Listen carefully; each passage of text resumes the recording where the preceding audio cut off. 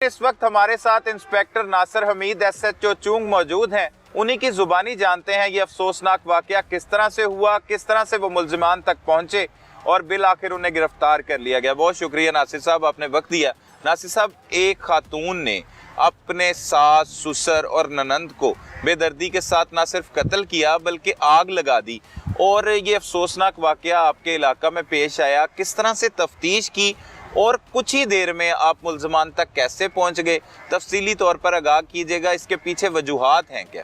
जी बिस्मिल्लाहिर्रहमानिर्रहीम, बहुत शुक्रिया जी आपके टाइम का सर।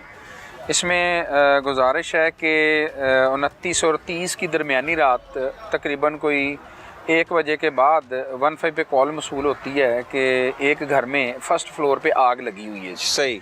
वहाँ पे मौके पे पहुँचे हैं, मैं था, ASP साहब थे, हमारी SP साहबा थी, प्लस हमारी सारी पेट्रोलिंग वाली टीमें जो है 1 बाय 1 करके हम वहाँ पे पहुँचे हैं। तो देखा कि फ़र्स्ट फ्लोर पे आग लगी हुई थी। आग इंतहाई शदीद थी, उसमें से शदीद किस्म का धुआं निकल रहा था, जिस वजह से हमारी वहाँ पे अंदर एंट्री पॉसिबल नहीं थी। अच्छा, सही।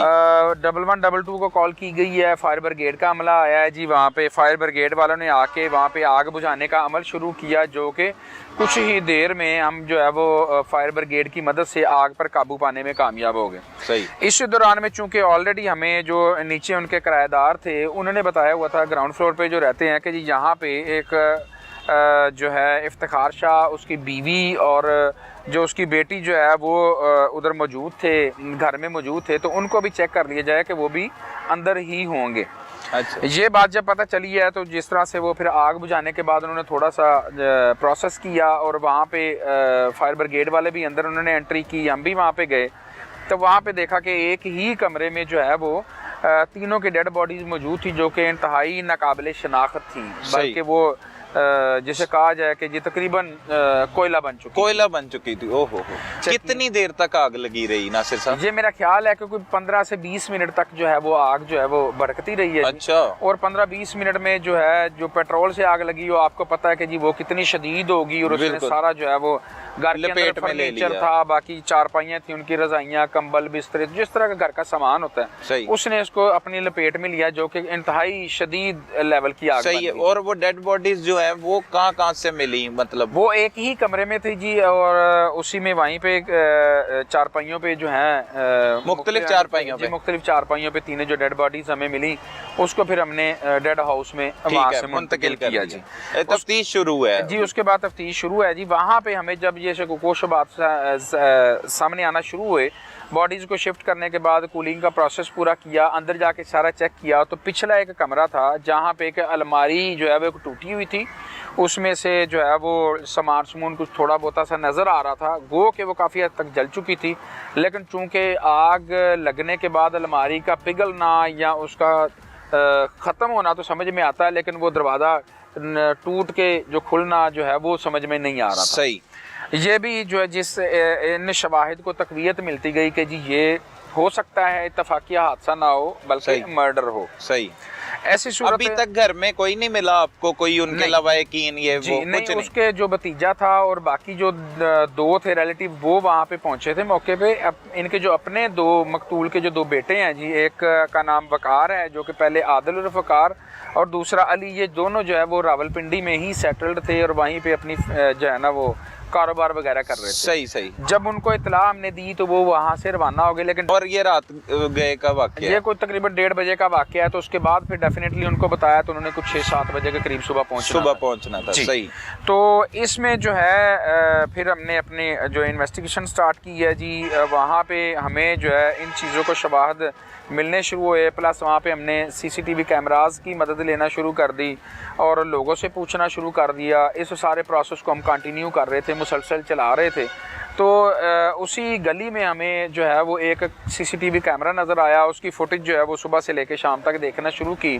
सही। तो वकूआ से को तकरीबन 2-2.5 घंटे पहले, तकरीबन 10:30 बजे के करीब, उस घर में जो है एक मर्द दाखिल होता है जी, और तकरीबन वकूआ से 2-3 मिनट पहले 1:25 पे या 25-26 मिनट पे हमें नज़र आती हैं जी। एक खातून, पहले एक मर्द निकलता है पहले, उसके बाद एक खातून आती है, फिर एक बच्ची पीछे, जिन्होंने हाथ में मुख्तलिफ बैग्स उठाए हुए थे, शॉपर उठाए हुए थे, वो निकल के जाते हुए नजर आए, घर से निकल रही हैं। घर से निकलते। उसके 3-4 मिनट बाद जो है ना जी, वो फिर आग जो है वो जलती है और आग का प्रोसेस जो है वो इसके बाद शुरू हुआ है। सही। उन ही खवातीन ये सीसीटीवी फुटेज में आ गया जी, सीसीटीवी फुटेज में आ गया। ठीक है। उसके बाद जो है वो घर से निकलते हुए की फुटेज मिली, वो हमने मोहल्लेदारों को दिखाई, इनके रिलेटिव्स को दिखाई, तो उन्होंने पहचान लिया कि ये कोई और नहीं है बल्कि उस मकतूलीन जो है उनके अपनी ही रिश्तेदार है और मकतूल इफ्तिखार शाह की बहू है। उनके बेटा जो वकार है आदिल और वकार जो कि पिंडी में सेटल्ड है, उसकी बीवी है और बेटी है जो कि इनको 3-4 दिन से यहाँ पे मिलने आई हुई थी। अच्छा। जब इसको वहाँ पे रेड किया तो उसी घर में, मकतूलीन के घर में से ही जो सफ़े मातम थी, उसी में से वो दोनों खवातीन जो है वो हमें गिरफ्तार हो गई। उनको पकड़ के लेके आए। नहीं, पहले तो वो सीसीटीवी में जाती हुई दिखाई दी, जाती हुई निकल गई। वो आगे फिर मैं सारा आपको डिटेल्स में बताता हूँ। वो हमें सामने आ गई, उनको पकड़ के हम थाने में लाए। पहले उन्होंने इन्वेस्टिगेशन में चीज़ों में मुख्तलिफ बातें की, लेकिन जब क्लियर हुआ, फुटेज प्लस उनको दिखाई, तो उन्होंने सारी चीज़ों का इंकशाफ कर दिया कि जी ये सारा वकूआ हमने किया। और करने के बाद हम चले गए थे अपनी सिस्टर की तरफ, वहाँ पे सामान वगैरह शिफ्ट करके मैं दोबारा इधर आ गई हूँ अपनी बेटी के साथ। सही। ताकि लोगों को, चूँकि एक शातिर खातून थी, तो लोगों को शक ना हो या शुबा ना हो कि जी ये इनका हाथ भी हो सकता है, इसमें इन्वॉल्व हो सकता है। सही सही। बहू ने अपनी बेटी के साथ मिलके जी, और अपने आशना भी है उसके साथ उसका। हाँ जी, एक उसके साथ उनका रिलेटिव है, उसका फ्रेंड था जी अरसलान शाह, वो भी साथ में इन्वॉल्व था। अच्छा। इस खातून ने अपनी इन्वॉल्वमेंट बताई कि जी इस तरह से हमने ये सारा वकूआ किया। और तीसरा बंदा जो वो मेरे साथ अरसलान शाह था जी। अरसलान शाह इसके, और अरसलान शाह जो है वो तब फरार होके जा चुका हुआ था ओकाड़े। उसके लिए हमने टीमें रवाना कर दी। इस खातून ने मज़ीद इंकशाफ किया। इससे जब वजह पूछी कि इस कत्ल की वजह क्या है, क्यों इसने ये स्टेप उठाया और इतना दर्दनाक वाकया जो है वो क्यों इसने किया है, तो इस खातून ने बताया कि 2010 में ये खातून जो है अपने पहले खामंद जिसका के नाम वकार था, पिंडी में सेटल्ड थी। इनका बड़ा अच्छा वहाँ पे मोबाइलों का कारोबार था, प्लस घर बार अपना था जी। और खामंद इसका जो है वो फ़ौरन किसी मुल्क से वापस आया हुआ था। सही। ये बताती है कि जो अभी का वकार है, जो मकतूल है, इसका बेटा और इस खातून का खामद जो है वकार। अच्छा, पहले शौहर का नाम भी वकार था। इस शौहर का नाम भी वकार। जी, इसने बाद में अपना नाम वकार रखा है, पहले इसका नाम आदिल था। आदिल। शादी के बाद रखा है लोगों को धोखा देने के लिए या जायदाद जमीन हथियाने के लिए। ठीक है, ठीक है। तो 2010 में इसी वकार ने इस खातून के साथ मिलके, जो पहला वकार था जो रावलपिंडी में सेटल था, इस खातून का पहला खामद, खातून का नाम क्या है? फरा का पहला शौहर।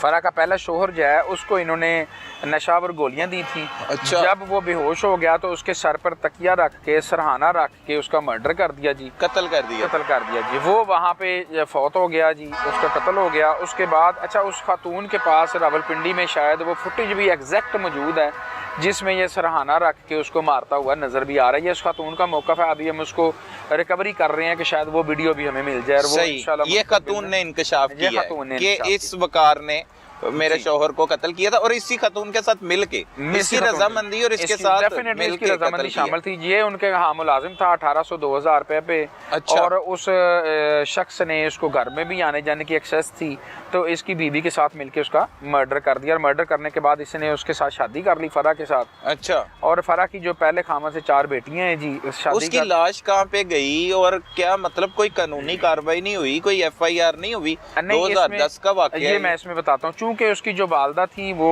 ज़ईफ़ुल उमर थी, उस जो मकतूल है, प्लस इन्होंने वहाँ पे ये ड्रामा रचाया। इसका मौक़िफ़ ये है कि जी ये खुद से घर में सोया हुआ था और सांस बंद होने थे, हार्ट अटैक से इसकी मौत हो गई। अच्छा, इत्तफाकी करार देने में ये कामयाब हो गए। उसकी कोई FIR वगैरह कुछ नहीं? कोई FIR या कोई अभी तक नहीं मिली। मजीद उसको हम चेक कर रहे हैं, शायद उसकी कोई 174 की कार्रवाई हमें मिल जाए, 174 या 302 की कोई मिल जाए। वो मिल गई तो उसको मजीद हम, लेकिन अभी तक जो चेक किया है उसमें कोई अभी तक नहीं है, अभी तक FIR नहीं है कानूनी। और इनका बयान भी यही है कि इत्तफाकी करार देने के बाद तदफीन कर। अच्छा, तदफीन कर दी। फिर तदफीन करने के बाद जो वकार है, ये भी एक चालाक आदमी है, इसने उसके सारे कारोबार पे कब्जा किया है जी। कब्जा करने के बाद उस सारे में से उसकी जो इन्वेस्टमेंट थी वो निकाली, पैसे निकाले, ला के तो लाहौर में शिफ्ट करता रहा। आदिल उर्फ वकार जो आदिल उर्फ वकार, और अपना नाम भी चेंज करके उसने वकार शाह कर लिया जी। अच्छा, नाम तब्दील कर, नाम भी तब्दील कर दिया, आदिल से वो वकार हो गया जी। और वो पैसों वाला था जो पहले जी, मकसूद वो था, पहले पैसा वाला था, उसका कारोबार था, बड़ा अच्छा कारोबार था, वो सारा इसने कारोबार भी कैप्चर कर लिया, उसके मोबाइल शोबाइल की सारा जो इन्वेस्टमेंट थी, बाकी सारी चीज़ें अपने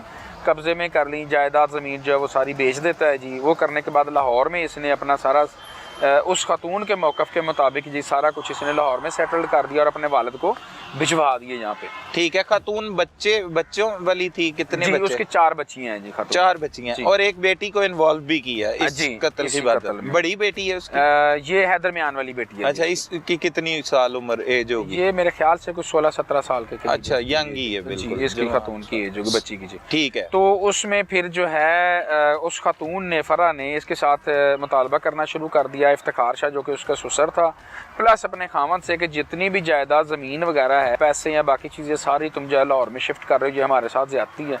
इस बात पे इनकी पिछले कुछ 12-13 साल से आपस में तू तकरार और चपकलिश भी हल्की फुल्की सी चलती रही ये है। तनाज़ा चला आ रहा था। सही है। ये खातून 3 दिन पहले लाहौर में आती है, आके इनके पास जो इफ्तिखार शाह भी मकतूल है, इनके पास घर में रहने लग पड़ी। इसके साथ इनकी कोई बातचीत होती है और वो शायद हो सकता है कि उन्होंने रिफ्यूज़ किया हो सामान अपने वापस करने से। ससुर से बातचीत जी, ससुर से बात की। तो और इसका मौक़िफ़ ये भी है कि मेरे ससुर को मेरे खामद ने मेरे ही पैसों से अभी रिसेंटली कोई गाड़ी भी खरीद के दी है, जो कि अभी हम चेक कर रहे हैं कि वो कौन सी गाड़ी थी और कहाँ पे है, वो भी शायद ट्रेस हो जाएगी।